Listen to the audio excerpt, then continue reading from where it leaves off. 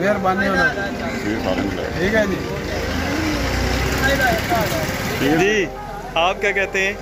बड़ा अच्छा काम है जो शजरकारी का जो काम हो रहा है, बड़ा अच्छा काम माशाल्लाह। अल्लाह ताला आपको कितने पौधे अभी गिफ्ट हुए? तकरीबन अराउंड अबाउट 40 हो।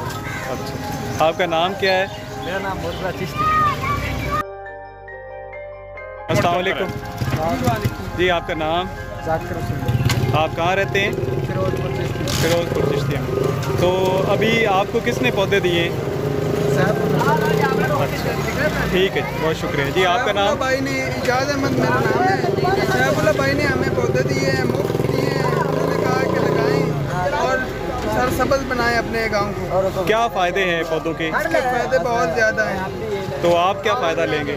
हम फ़ायदा लेंगे, इसकी छाएँ भी लेंगे और जो है ना खूबसूरती भी लेंगे। बहुत शुक्रिया। आपका नाम? नज़र मोहम्मद। अच्छा, आप कहाँ रहते हैं? फिरोजपुर चिश्ती। अच्छा, इन पौधों को क्या करेंगे? इसको पालना है। अच्छा, इनके फ़ायदे क्या हैं? छाँव बना रहे। अच्छा अच्छा, तो बच्चों को भी आगे तरगीब देंगे? हाँ जी। ठीक है जी, बहुत शुक्रिया।